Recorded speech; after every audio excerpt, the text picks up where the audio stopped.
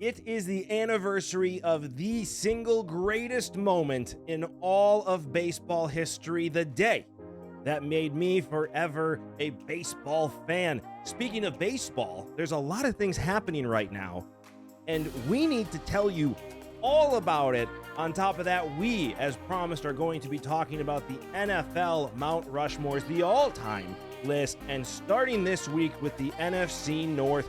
That and more coming up on Sports Talk with Dad right now. Welcome back to another amazing episode of Sports Talk with Dad. As always, my name is Kyle, and I cannot call this Sports Talk with Dad without the man sitting next to me, a man who helped Washington cross the Delaware, my dad, Tim.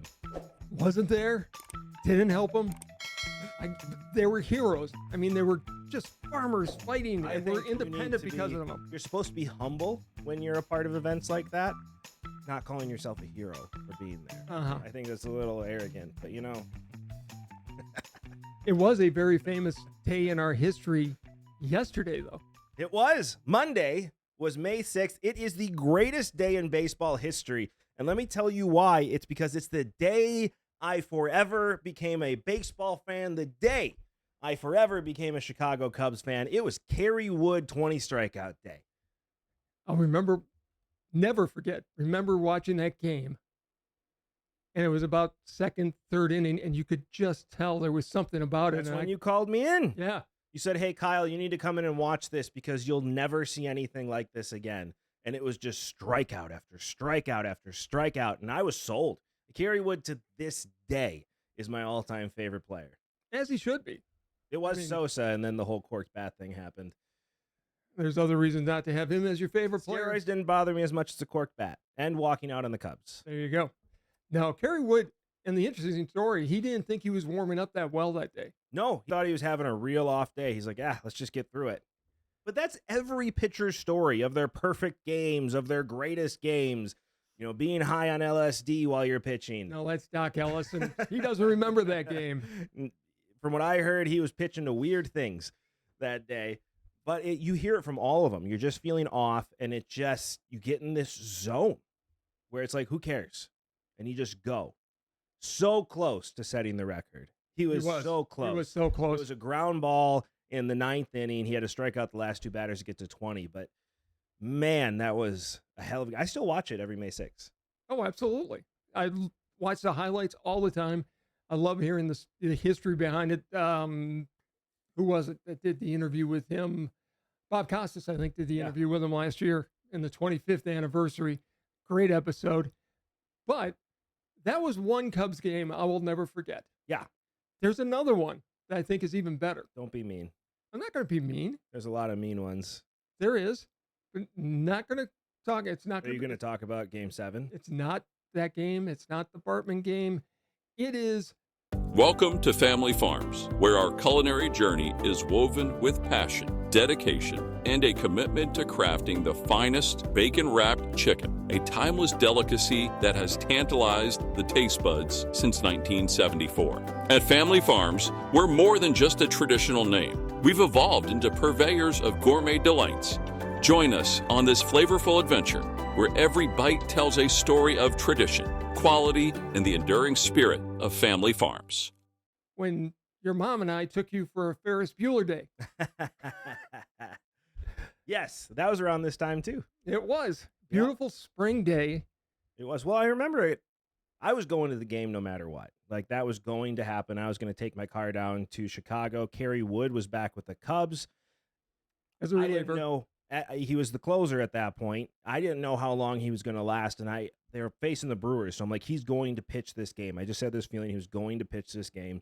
I'm like, I want to see Kerry Wood one last time. I ended up seeing a couple more times because I went to a few more games that summer, but I was like, just in case I'm going to this game, I know he's going to play. And you guys said, well, we'll go with you, and we'll drive down. And so we went. And the next day, well, and remind people, we got there early enough to get great seats in the bleachers. First row. Yeah, you're welcome. Right center field. Yeah, you had to get there very early. I said we had to get there 2 hours early and wait in line because we had general admission bleacher seats, which at that point were $20 a Yeah. pop. I mean, those were the seats you got because you didn't have money, which was definitely me at that time.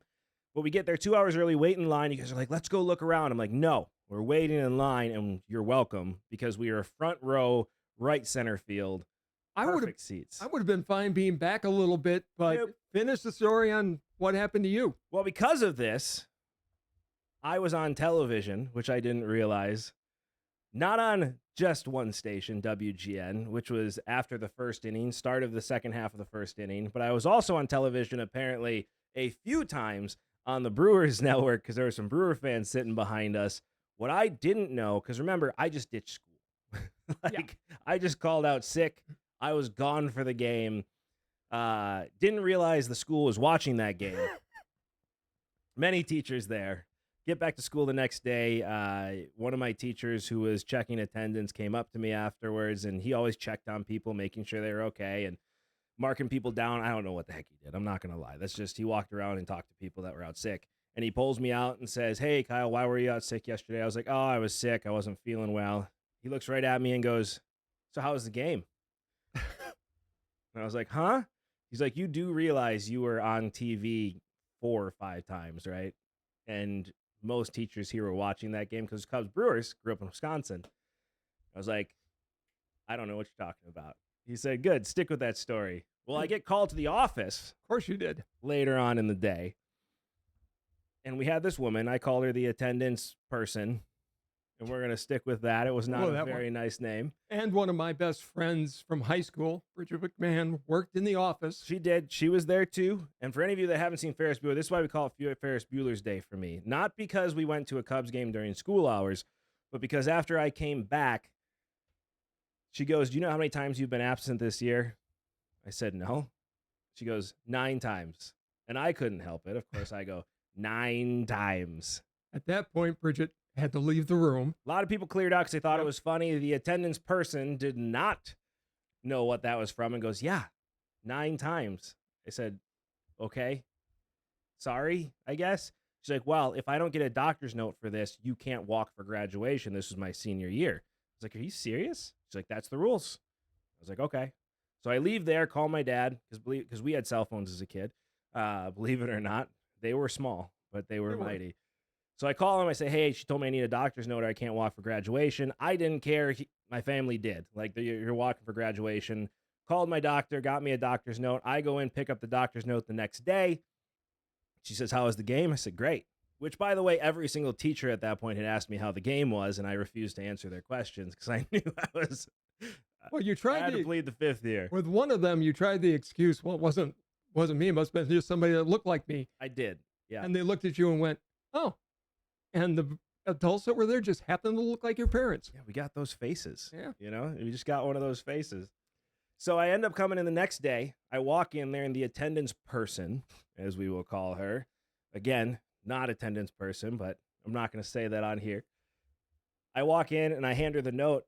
And at this point, the principal, the vice principal are standing in the room. So is your friend Bridget. She is standing in the room. And she goes, what's this? I said, it's my doctor's note.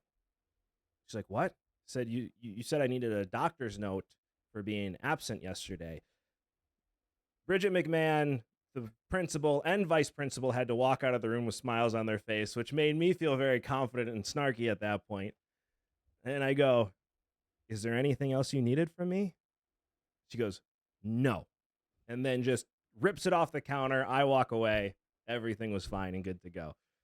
But yeah, so if you're ditching school to go to a baseball game, don't wave to cameras consistently. But I had a solo shot of me on WGN. I ended up seeing it because a teacher had it and recorded the game because they were going to watch it later. And they had the tape in there and brought it to the first inning, WGM. They go, that's not you? I said, nope. Can't be me. That's not your parents? Nah, I don't know what you're talking about. Okay. And just left it paused for the entire class with me sitting there. So, of course, the whole school now knows I'm at the game, which made that doctor's note so much sweeter. Fortunately, your doctor grew up 2 houses from me as a kid. Yes. We'd met Well, I was also very sick as a kid. You were. And she got to know me very, very well. And it's like, you know what? You deserved a Cubs game. And she's actually the one that diagnosed you and saved you when you were a kid. She did, but we're not talking about that. No, story, we're not. 'cause we have other things in baseball to talk about besides the greatness of Kerry Wood, who is arguably the greatest pitcher of all time, in my mind. Would have been. Would have been if he would have fixed his mechanics. That wasn't the issue. The issue was No, it was. No, he was too amazing. God had blessed his arm too much. He said, I can't do this to the rest of the world. It's not fair. So I'm sorry, but you're going to deal with some injuries here. That's all it was. He was just too talented. Nolan Ryan and Roger Clemens called him and said, look, we can help you. Yeah. And he's like, well, Roger Clemens showed him a needle. no, he didn't. Listen, Nolan Ryan, talk about a guy's arm that was blessed by the gods. I mean, the guy was throwing 109 miles per hour at 40 years old, and that's not an exaggeration, by the way. His right arm was dipped in the river Styx. I mean, it's just like your liver. Again, another story, yeah. But you showed me a video the other day of Aaron Judge sliding into second base. So there's two stories with this. You can see the picture up here right now. He slides into second base with his hand up high. I don't have an issue with that. No. What I have an issue with is that stupid glove that he's wearing on his hand. Yeah, it should not be allowed. It started with another Yankee player. I think it was Gardner that started wearing that. And what it does is it protects your fingers sliding into second or third base or home plate. I thought that's why they made the base bigger. I did too, but it stops your fingers from getting jammed. But in reality, what it does is it gives you a couple extra inches on your hands, and so you get in the bag faster, which is ridiculous considering you look at this picture here. Cubs player, rookie Cubs player, which I love this, by the way, uses his helmet on the bag to keep him in place, and he was called safe. It's wrong. Well, the umpire union said, and baseball said, if that would have been reviewed, he would have been called out. As he should have been. As he should have been. But my point is you cannot call him out with the Cubs if you're not calling Aaron Judge and anybody else that wears that glove out. Because that's using equipment to get to the base faster or use it in some different way. And I may be old school, and you may call me old for this. Yeah. I would fix the problem in about 2 times, because anybody who came at me wearing one of those things and put their hand up, they would take a shot in the chest or in the arm or in the hand. If you're putting your hand up, all day. The next ball is going to go down by their head. It's just going to happen. Well, and that's where baseball, I feel like you've taken it away from the players in that situation, because baseball players have tried different things to cheat forever. Sure. It's a part of the game. You find ways to cheat, but the players always handle it. So back in your day, 1,000 years ago, they would have fixed that by doing just that. Yeah. You put your hand up, that's fine. You're getting a ball right here. Exactly. Well, do you know why they didn't have bench clearing brawls as often when it was back in the day? I don't know if you can say they didn't. Not as many. It happened occasionally. But pitchers were batting, and if you went head hunting, things would get worked out on their own throughout the game. Pitchers had to hit. They had to hit. Yeah. So, or if you showed somebody up, pitchers bit Bob Gibson, Don Drysdale. Yeah, you're getting one at the chin, which I don't agree with at all, by the way. I think celebrating after a home run isn't showing up a pitcher. They're showing up a pitcher, and then they're celebrating. I have no problem with celebrating. I have no problem with showing up a pitcher. I've got a problem. Yeah, you don't show up a pitcher. He's a competitor. You beat him that time. The next time he may beat you. You don't want to see a pitcher going, yeah, I struck him out. But they do it all the time. No, they don't. Not to that extent. You sit that's not true. Reggie is the first guy I can remember who actually just sat and watched his home runs. Right. He also was the first guy that flipped his bat, so I don't know why anybody's complaining about it. That's been around forever. I had Ken Griffey Jr. He liked to watch his home runs. He did, but he never every one of them. He never looked at the pitcher. Well, he watched the home run. He just watched it and took off. I have no problem with that. If it was close, he was running. Correct. Every single time. Yes. When I have a problem with guy hits a home run and is looking at the pitcher, like it depends on the history, though. You don't know the history. If there's a situation where a pitcher threw at me, or we have a back and forth, especially on social media today, and you have this history against each other forever, and then you're facing each other, and the guy takes you yard, and I take that guy yard, I am staring him down until the umpire makes me move. Okay. Would you have then a problem with the pitcher giving that batter chin music the next time? 100%. 100%. No.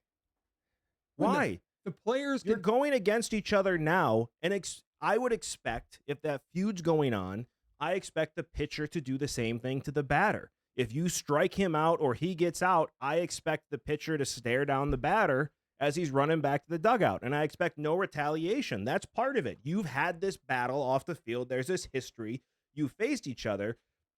A pitcher getting shown up like that, especially when there's history, and then throwing at the batter is a coward's way of doing things because the batter doesn't have that same opportunity. I'm not saying I don't think they should try to hit him. I really don't.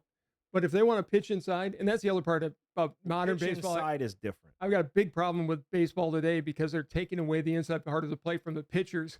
It's starting to come back. It's got to, because that's part of the game. But you have to stop batters from leaning into pitches. And from wearing armor. Correct. But back in the day, pitchers and batters and players policed the game themselves. Right. Now it's all umpires, which I have a huge problem with. Replay is fine for certain things. You know, I like replay. For certain things, and you get a couple in a game, that's fine. I think when they go to having it for balls and strikes, there should be a challenge system that is quick, just like That's what they're trying right now. just like tennis, Yep. where you've got Hawkeye Did you know that they're doing that right now? in the minor leagues. Yes. Have you heard the reports from the players on that? I know I'm going I like- off here a little I bit. like it. but- Well, here's the thing. They're testing robot umpires for some games, and they're testing the challenge system for some games. And the players actually like the challenge system more Mhm. than the robot umpires. Much more. And there was a pitch that was out there where, this is what I don't like about the box. There was a pitch, I think it was on Aaron Judge. I'm going to try and find the picture here. But there was a pitch that was called a strike, but in the box, it looked like it was out. But if you actually watch the batter, Judge had bent his knee in, and that ball was 100% over his knee. Strike. Good call by the umpire. Yeah. That's a strikeout. That's a good umpire. You bent your knee and made your strike zone lower. And that's what that box doesn't show. That's what the robot's not going to show. But at the same time, you got to look at that and say, okay, is that fair? You're starting to swing. Why should that change your strike zone? Because you're changing your strike zone. You're lowering your body. You better be ready for it. I like the challenge system. I hope that happens where you give each team 6 challenges in 9 innings, whatever, 5, pick your number. They do unlimited, and it just works fine. I don't think anything should be unlimited in tennis. Tap of the hat. Tennis, you don't get unlimited. You've got a certain number. I don't know why you shouldn't, though. You've got to be judicious and keep the game moving. They've done so well with the pitch clock. But it takes 2 Choose it. seconds. Theoretically. It does. The umpire's got a radio in his helmet. Yeah, the guy taps his helmet. They look at it. You change it or you keep it. I don't trust them to do that in major leagues. It should. Yes, In the minors, it's taken 2 seconds. Yes, but they aren't going to be sponsored in the minors. And mark my words, in national TV games, this challenge brought to you by, and now we're stretching the game out again. I don't know. What do you think? 2 challenges a batter? I think you just give a team a certain number. Okay, how many? What's your number? 6 and 9 innings. That's not a lot. No, because I think the umpires overall, 95% of the time, with the exception of certain umpires, Angel Hernandez won't be named, but There's a They couple do- of them out they there. do that a have had good rough job. time. yeah. And look, all the players, the batters, and the pitchers want is consistency. Correct. If the ball is outside, but it's being called ball that way all the time or strike, players can adjust to it. It's not happening, though. Well, for most people, I proved you wrong last year. You did. You did. I still think I don't understand why you can't have lights on the plate and a sensor in the ball where if it crosses home plate, it lights up, and now you're just watching up and down. Same reason they don't have sensors in a football and have it on the goal line, which They should. Belichick has been calling for forever, by the So way. Sean Payton. I think we'll stick to baseball, but I don't think a sensor in the ball, with it going that fast, just like the human element has been great as part of the game. The arguments are half the fun of baseball, and they always work. I just think on TV you need to take that stupid box off. I hate it. I think it ruins the I game. always have hated it. I'm right there with you. I Yes. hate the box on television. I've watched games since then where they don't have the box, especially in college baseball, they don't have the box.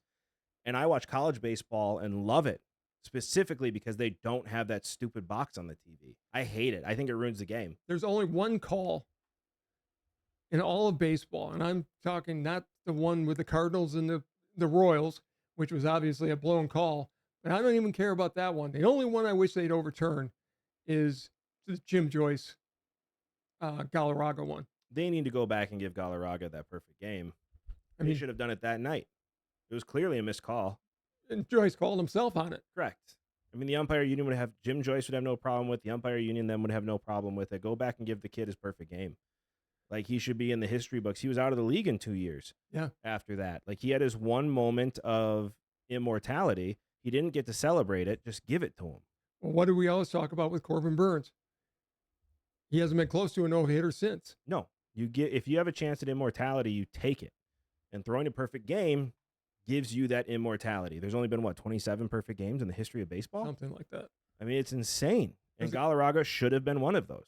So should a guy named Milt Pappas, who was a pitcher for the Cubs, and the umpire just blew the call at the plate, and he got the no-hitter, but he didn't get the perfect game. Was it a walk?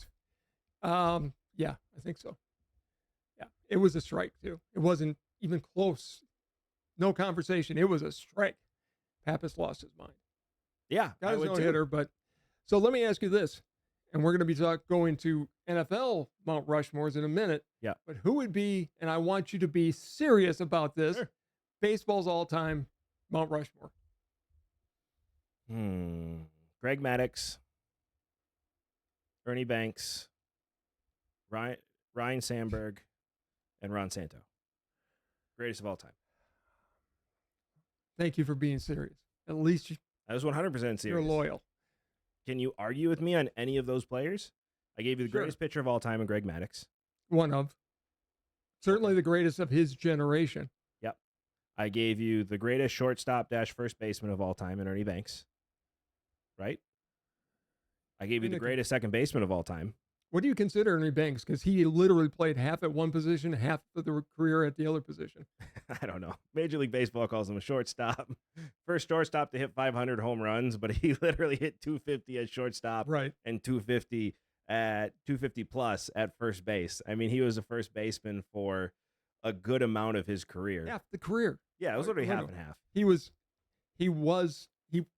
at short when he won his MVP. He was, and that's why he's considered a shortstop. Robin Yount is also considered a shortstop, and he played half and half. And he's the only player to ever win MVPs at two positions. Yep. And then Ron Santo is the greatest third baseman of all time. I'm still going to go with Mike Schmidt. Here's mine. Sure, you can. But if you look at defensive and offensive production, it's Ron Santo. Yeah, no. 100%. Look at it. Mike Schmidt has more home runs. Okay. He's just as good a glove. Oh, it's amazing. I didn't know the former catcher only cared about offense. I care about both. Mike Schmidt was a great defensive third baseman as well. Let me give you mine. And by the way, Ron Santo did it with type 1 diabetes. And that gets overlooked every time he's brought up. Look, if he would have had a chance to play in the playoffs, he's in the Hall of Fame in the 1980s when he should have been in there. I don't understand how you can name somebody the third baseman of an entire decade and then not put him in the damn Hall of Fame. The fact that Ron Santo didn't get in the Hall of Fame till the year after he died is the biggest travesty this planet has ever seen. But he probably long-term is going to do more good for guys that are on that borderline because they're going to get him in. Jerry Kramer, for example. That's the only reason Jerry Kramer got in. They said, we're not seeing another Ron Santo. He was in the next year. Exactly. They said, screw this. They're going in. Well, and plus they put Kurt Warner in the Hall of Fame first ballot. So in the NFL, you really can't keep anybody out. You stop. So here's my Mount Rushmore in baseball. Yeah. Babe Ruth. Yeah. Ted Williams. Sure. It's either Warren Spahn or Greg Maddux. I'll go with Spahn. Of course you will. And Johnny Bench. You keeping Hank Aaron off that list?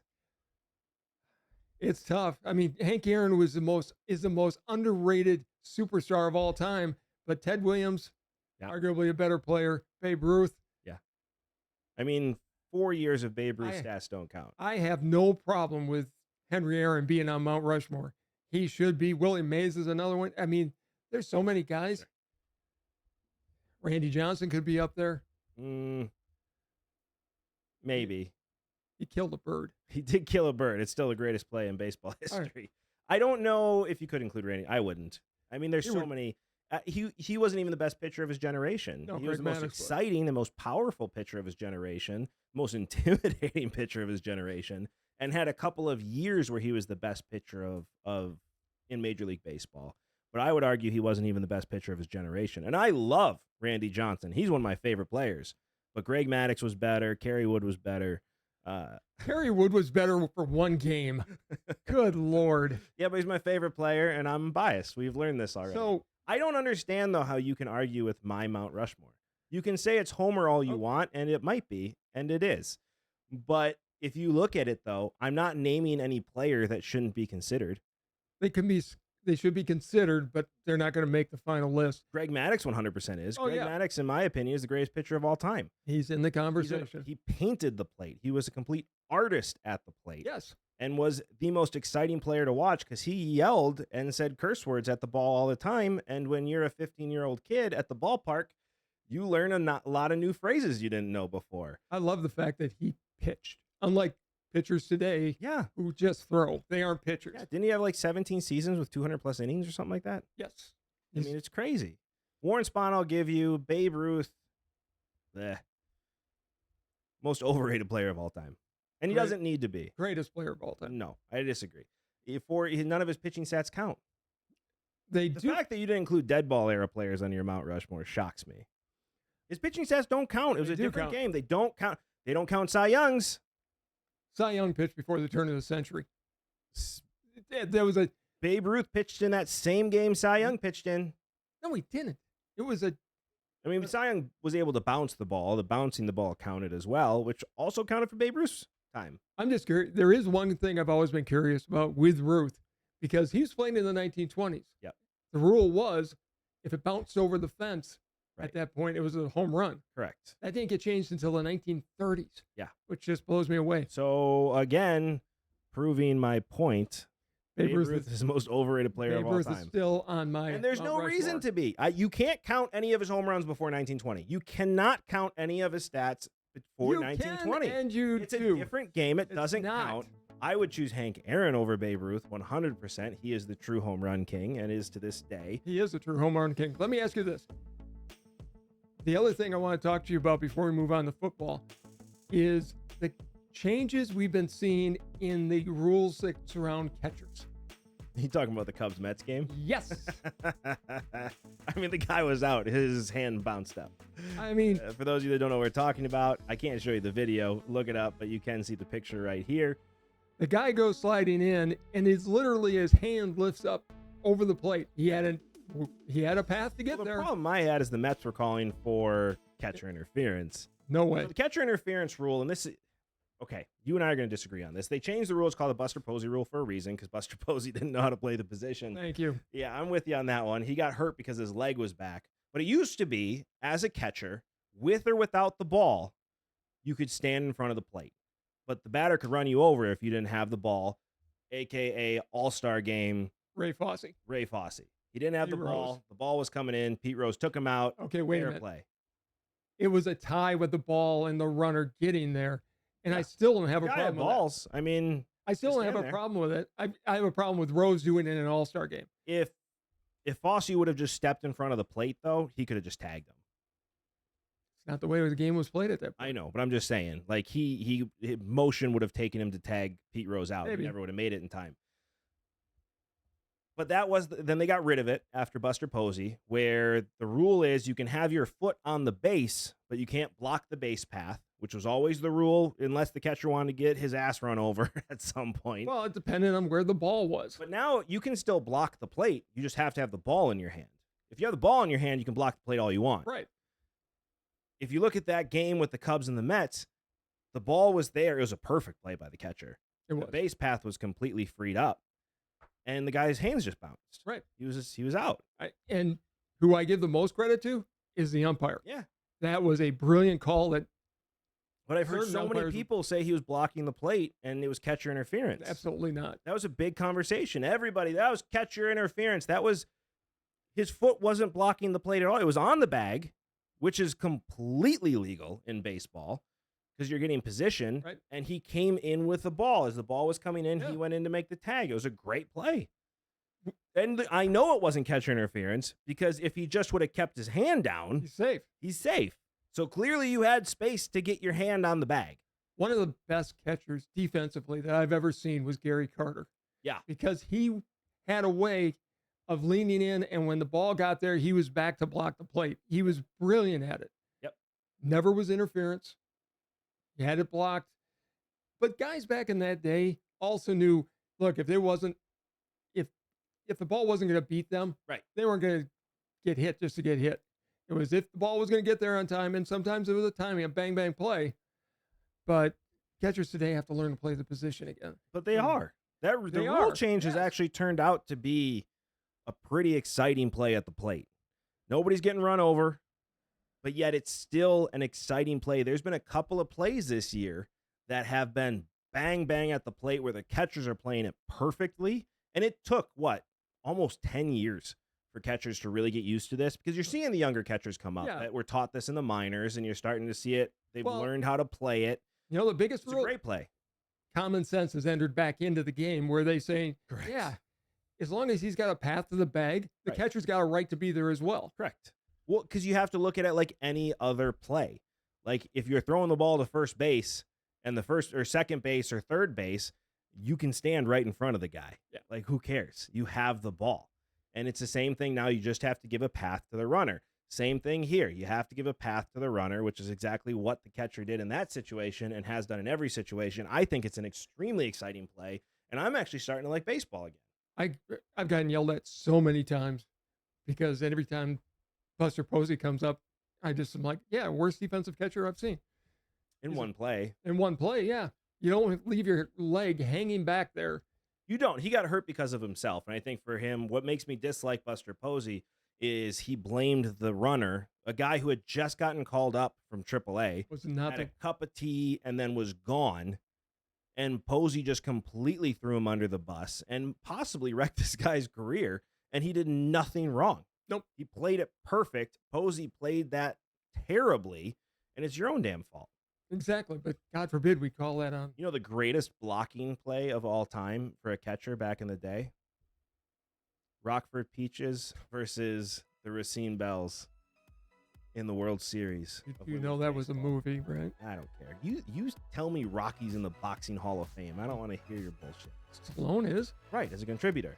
No, they don't have contributors. He's just Okay. in. Okay. It's as a Anyways. contributor. So last week, for my last word, Yeah. we said, look, we're curious now that we're done with the draft and mini camps rookie camp has just gotten through. Yep. Let's talk about who would be on any given team's Mount Rushmore. Okay. And this week, we'll start with the all-time one for all the NFL. Okay. Then we're going to do the NFC North. Okay. All right? So who is on your all-time Mount Rushmore? Just now, I gotta come up with this. You've had time. Okay. I mean, coach is between. There's so many good coaches out there, but I'd have to say it comes down to Belichick and Lombardi. Lombardi. I'm gonna pick Lombardi. I mean, I'm a Packer fan. I'm gonna pick Lombardi and be He's proud. a of better it. coach, too. Different eras. Belichick with what he was able to do with free agency puts him Yeah, right up there. Cheaters don't get named as. He didn't cheat. He did the same thing as everybody else in the NFL. He Anyways. just did it after they said you can't. Okay, so Lombardi we agree on. Yeah. Quarterback, it's Brady. Period. I can make a huge argument for Bart Starr, but I won't give it to. We've had this conversation. Brady won with two completely different teams. I don't care. 5 and 7 years, Okay. 3 in a row. 3 and 5 years, twice with two completely different teams, and then won another one on a completely different team. It's not going to be long before Mahomes is in that conversation, by the way. It depends if he can do it once Kelsey's gone and the rest of his team is gone? I mean, it completely depends. Again, he's won with a current team. Sure. Can he do it when that team doesn't exist anymore and it's a whole new team? It's going to be interesting to see if he can do 3 in a row because they are, in fact, shooting for that. Yeah, they got a chance. I mean, it's a weak AFC right now. Okay, so you've got... Well, I wouldn't say it's a weak AFC, actually, because you have... I lied. The AFC is pretty stacked. You got Rodgers coming back. You have... Josh Allen, Joe Burrow's back and throwing. Tua's been lighting it up. It's going to be pretty tough. I hate to say it, but C.J. Stroud in Houston. C.J. Stroud, soon to be one of the greatest quarterbacks of all time from the Ohio State University. He's already the greatest Ohio State quarterback to ever play in the NFL. It's not like you have big competition. I was going to say, that bar is really low. Okay, so... Hey, Art Schießler. Yeah. What about him? He had a chance. Bet you're wrong. Anyways, but I'll be here all week. It's Brady at quarterback, though. I would put Walter Payton on the Rushmore. Take Walter Payton over Jim Brown? It's real close. But Walter Payton was also a pass catcher. Jim Brown really? He was. I mean, come on. He caught 5 more passes out of the backfield than Jim Brown did. Jim Brown was great. He really was. He only played 9 years. Yeah. Okay, does that take Barry Sanders out of the conversation then? No, some people would put him up there. It's Jim Brown. I don't know. It's Jim Brown. I'm leaning towards Walter Payton. And this is a complete home. Who is it? Make your call. I'm going to give it to Payton. All right. I'm going to take Jim Brown. So you have Lombardi, Star, Payton. No, I've got Brady. I said I was going to go with Brady, even though I can make an argument. We agree on the first 2. Right. And then we differ. I say Jim Brown. You say Walter Payton. Neither one is a bad choice. No. And the last one? I mean, it's Reggie White, dude. Reggie White or Lawrence Taylor? Okay, make your pick. Oh, I'm going to go with Reggie. Okay. I mean, although I could also make a case for Don Hudson. No, if we're going wide receiver, it's Larry Fitzgerald. Larry Fitzgerald's the greatest wide receiver of all time, and I don't even think it's a conversation unless you're talking to a Niners fan. I mean, I can make the argument Larry Fitzgerald's the greatest wide receiver to anybody on the planet except a 49ers fan. You're not going to win that argument there. I've tried. And it just, they plug their ears like toddlers and don't listen. Fitzgerald did things with less quarterback talent. I mean, Rice had Young, he had Montana, Maine. Correct. He went back-to-back Hall of Famers throwing him the ball. Larry Fitzgerald, besides Kurt Warner, name me one starter that mattered. I mean, Carson Palmer for a little bit. Leinart. You had Matt Leinart for a little bit. Yeah, I don't know what happened to him. He should have been better in the NFL. Great analysis now. I actually like him on TV a lot. But, it just didn't work out. That was a weird one. He should have been better. All right. On to our NFC North. All right, who are we starting with? You made the list. The Lions. Okay. If I got to go Lions, I mean, you have to go back a ways. You really do. And by the way, the only rule we've made on this is one quarterback. One quarterback, one coach. You don't have to pick either. Right. But it's one quarterback, one coach. Okay? Dick Night Train Lane is 100% on there. Absolutely. You could put him for the Cardinals, too. You could, but he was everybody. I think of him as a Lion, and he's on my list as well. Yeah, Barry Sanders, Calvin Johnson, and Jared Goff. Not Matt Stafford? What did Matt Stafford win?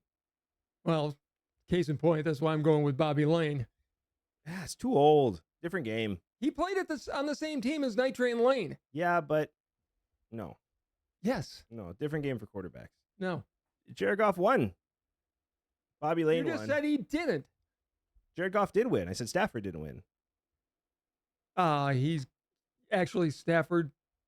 Not with the Not Lions. with the Lions, yeah. Goff hasn't won anything with the Lions either. He's won 2 playoff games and should have won an NFC championship. Woulda, coulda, shoulda. Just saying. If you're picking a quarterback all the time, you can go with Bobby Lane, but he also cursed the Lions to this day. Well, that's on the Lions, not on Bobby Lane. That's fair. He's my pick. Okay, next one up, the Vikings. All right, you go. Okay, there are a lot of them. Fred Cox should be on the list because of what he did outside the sport. I think he's still. Are you talking about that punter? No, he was a kicker, but he's also the guy that invented the Nerf football. Okay, what's your point? Just needs Why would special. that put him on his list? Just needs special recognition. He's not on my list, but You gonna put him in the Hall of Famer or in the Hall of Fame because of his story? Because we already have one of those guys in there. You might as well put him in too. I wouldn't be surprised if there was a Nerf football in the Hall of Fame. I'm sure there is. Anyways, I've got here's mine. Alan Page. Yeah. Adrian Peterson. Yep. Fran Tarkenton. Yep. And this is where it was a toss-up. It was either Randy Moss or Chris Carter. There's one choice in this. There is one choice in this. What's yours? Who did you pick? I said there was two. Who did you pick? Well, Randy Moss, but I wanted to pick Chris Carter. Okay. I was going to say. I could have made a great case for him. No, you couldn't. Over Randy Moss? He trained Randy Moss. Okay. So what's your point? Just saying. I picked Randy Moss, but I like Chris Carter. Okay. Good guy. Now, yeah. Ohio Same State guy. guy, I'm with you. Ohio State player, I'm with you. But it's Randy Moss. yes, it is. Randy Moss, Fran Tarkenton, Adrian Peterson. Where we differ is I put Jim Marshall instead of Alan Page on this list. You can't go wrong with him, or Carl Eller could have also been on the list. Could have. I mean, Jim Marshall is. wrong Alan way. Page gets a lot of love that I feel like should go to Jim Marshall. Well, you know, Marshall also ran the wrong way on a play. Yeah. But Alan Page, I do think gets a lot of love because I think he was a Minnesota Supreme Court justice. Oh, I didn't know that. Yeah, he became a lawyer. Oh, So- good for him. Yeah, very impressive. Very impressive Well, guy. he was also on the end, right? Alan Page. Yes. Yeah. Normally the ends get more love than the defensive tackles do. But Jim Marshall was great. You got to go He with was. Jim Marshall. No. Bears. I'm going to go with Page. Bears. I got George Halas as coach. You got to go George Halas. He's the reason they exist and the reason they were winning for so long. Walter Payton, obviously. Dick Butkus, obviously. You have a lot of choices on this one. I went Brian Urlacher. Brian Urlacher defined the Bears for 20-plus years. Well, not 20-plus years, but 10-plus years. He did, but I'm going to go with Gale Sayers. I had Gale Sayers on my list. Punt returner. He changed the way we looked at running backs. He was so different than everybody His else. special teams get overlooked. Gale Sayers is one of the greatest players of all time and can easily be put on this list. I'm just looking as, okay, if you have a running back, and I really played this game of I'm only picking one running back here, and it's Walter Payton. Okay. And then Urlacher. You got two middle linebackers. Yeah, but Urlacher's a different type of guy. Then I saw Urlacher play. I mean, that's true. what it comes down to. I saw them both play. Butkus was a God, you scary old. dude. Yeah. Did you know? So Butkus was a first-round pick, right? Yeah. Ray Nitschke was a third-round pick. Who was just as good as Butkus, just for the record. Became just as good. He did. Well, after Lombardi got there. Yeah. But yeah, he was a third-round pick. I didn't know that. Let's put it this way. I would not have wanted to play football and have to face Nitschke or Butkus at that point. No, ask Burt Reynolds. And both of them went, yeah, exactly. Both of them went to the University of Illinois. Yes, they were one after the other. Yeah. It literally went Nitschke and then Butkus. For those of you that don't know, by the way, Nitschke was in the original Longest Yard, the worst version of it. The best version of it. But he, no. The second one was so much. No, it was not. I mean, they were both great. But the one with Adam Sandler was not as good. I don't know how you can say that. Simple. I like the original better. It was just better. I disagree. Okay, you can. Wholeheartedly. Chris Rock, Adam Sandler, Goldberg. You had the big Indian dude who was awesome. You had Burt Reynolds. Burt Reynolds was in both. Burt Reynolds played the old guy in the new one. Yes. As opposed to everybody knows this that watches our show. They all know. Love Burt Reynolds. Chris Rock carried that movie. The reason that the second movie is better is because of Chris Rock. I like the guy who played it in the first one. And for those of you, is Jim, I can't think of his name. The fact that you can't remember his name is proof I'm right. Also the dad in Teen Wolf. Oh, yeah, he was. What a dumb movie. I love Teen Wolf. I just watched that the other night. It was a great movie. Gave Marty McFly the shakes, man. So, next one. The Just gonna Green bypass that Bay one. Packers. I am. Yeah, easy. Vince Lombardi, Aaron Rodgers, Reggie White, Amon Green. Mon Green. Amon Green. Okay. No. Lombardi. Yep. Star. No. I go by who won more. Star won way more than anybody else. So Aaron Rodgers is the best quarterback to ever play the game. The way he plays, he's like a surgeon when it Sure. comes to the deep ball. sure. It is Aaron Rodgers. Bart Starr won 5 championships in 7 years. It is Aaron Rodgers. It is Bart Starr. Not even carried close. by a Hall of Fame team. I love Bart Starr. He's one of the best quarterbacks of all time. He's like number 2. No. No, he's in the top 5. He never His gets. entire team is in the Hall of Fame. He still had to run and call every Yes. play. He was offensive coordinator as well as He's being a the great quarterback. leader. He was another coach on that field. The drive in the Ice Bowl alone Yeah. makes him better than Rodgers or Favre. No. Yes. Okay. No. We'll continue. It's Aaron Rodgers. No, it's not. It's Reggie White. It's Reggie White for sure. Yeah. He is a Packer, not an Eagle. And then the greatest running back in Green Bay Packer history, Jim Amon Taylor. Green. Jim Taylor. Jim Taylor's a Paul fullback. Horner.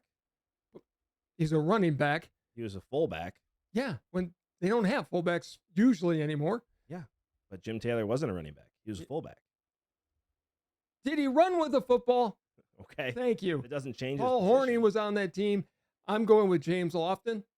That's a good one. He's a great wide receiver. In reality, the answer is Ray Nitschke. You could put in. I mean, you're gonna take I'm- James Lofton I- over Don Hudson. No, Don Hudson was my 4th one. You said James Lofton. No, I had Lombardi, Starr, White, and Hudson. You said Lofton. Oh yeah. No, Don Hudson, not James Lofton. Sorry. I'm trying to go from memory of my own list. James Lofton of the modern. Known as a Wide Bill receiver. more than anything. No, he's. Maybe if they wore caps, he goes in as a Bill. I don't know. He was a Hall of Famer who was with Green Bay. He goes in as a Bill. Sterling Sharp should be in the Hall of Fame. He will be. He's arguably the greatest modern wide receiver we had.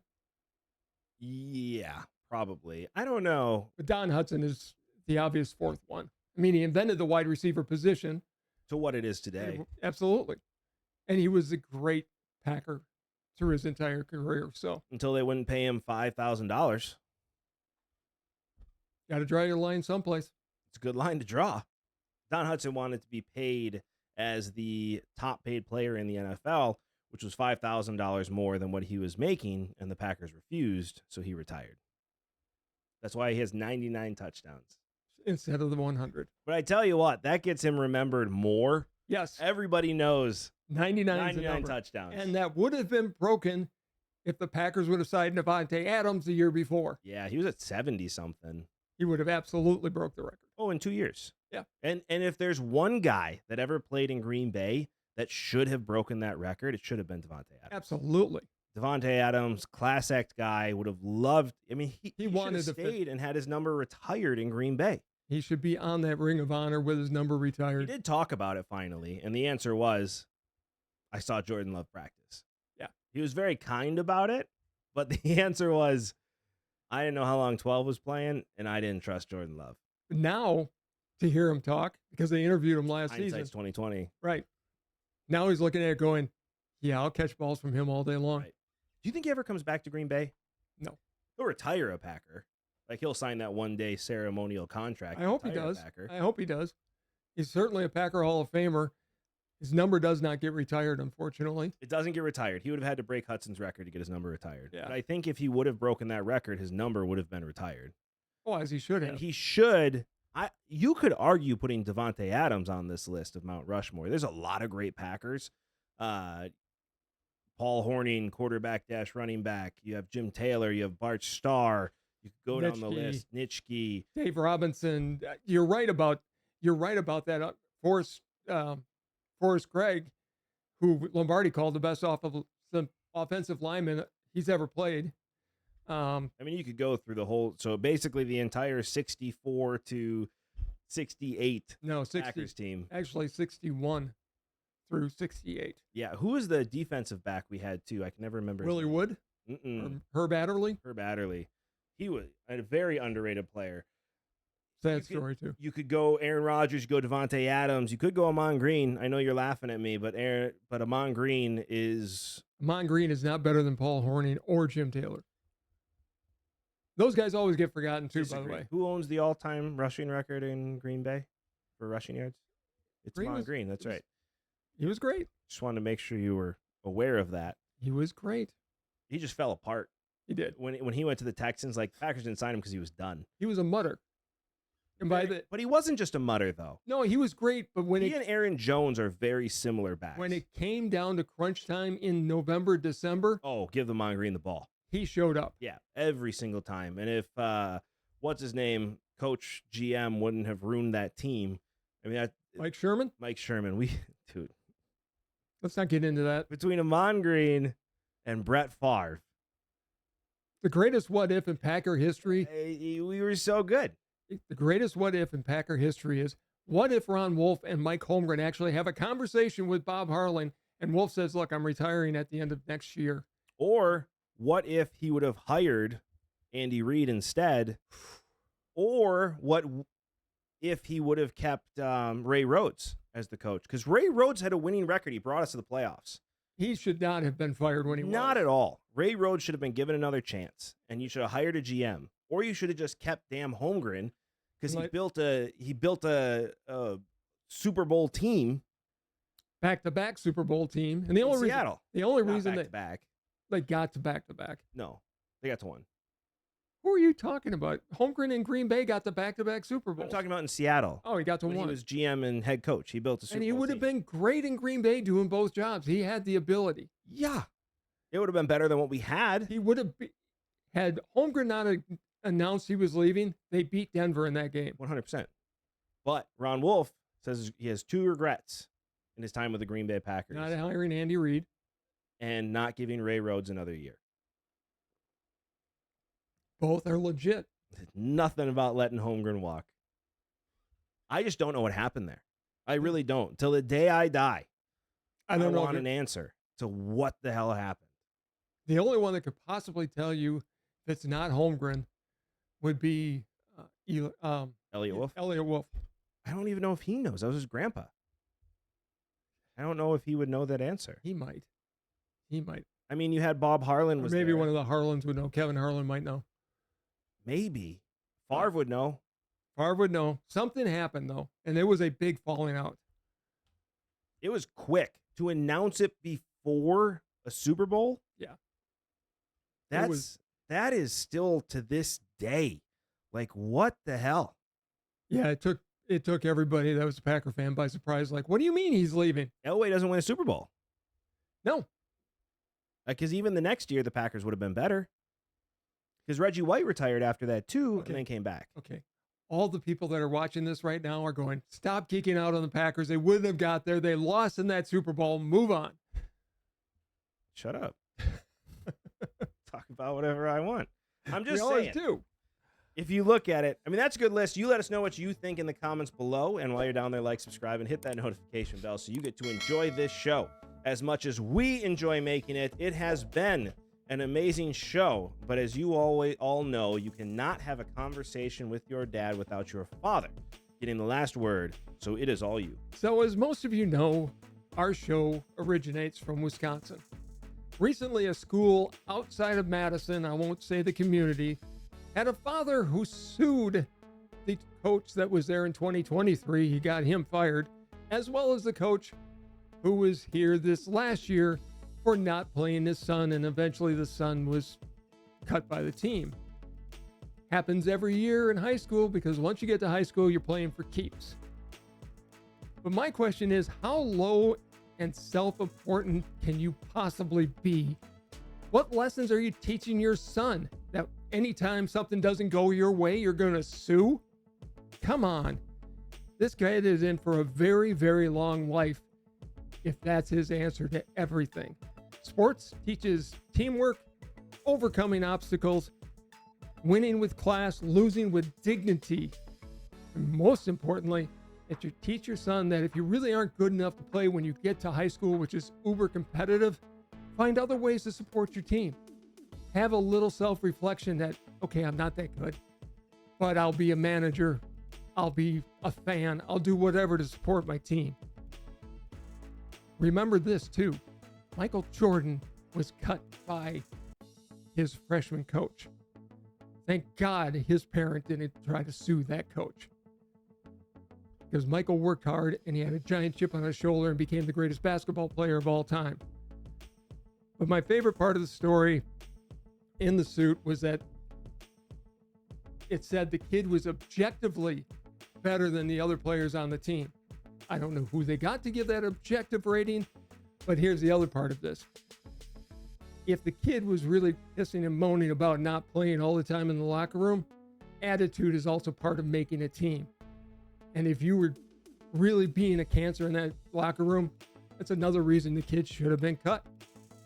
So in the end, proves once again why parents should be supporters of their children and fans of the team, but let the coaches do the coaching because they're the ones who see the kids day in and day out, and they actually know what they're talking about.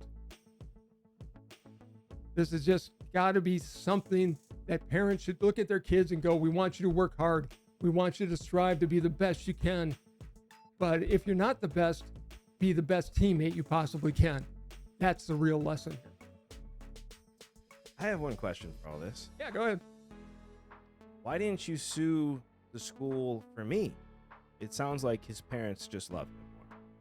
You weren't good enough and you got cut. Yeah, that's true. It is true. I mean, my rule when I was coaching was, especially at the lower levels, everybody shows up, everybody plays. Yeah. Because the kid who's superstar at the age of 9 or 10 may not be when he's 18. And the guy who's the worst player on the team, as I was when I was that age, may grow and become a player. It's true. You just never know. But once you get to high school, though, it's about wins at that point. I mean, you teach kids fundamentals and the emphasis on fun because sports should be fun. But not in high school. They still should be fun in high school. If you're not having fun, you shouldn't be on the team. You should That's fair. I mean, really, if you are not having fun, and John Paulus was a big one on that. As you're the not, Titan said, attitude reflects leadership. And I'm afraid the kid whose father sued is going to grow up to reflect that kind of leadership, and that's going to make him a very sad young man. Probably. Thank you, as always, for watching. This has been Sports Talk with Dad. We'll see you next time. Bye, everybody.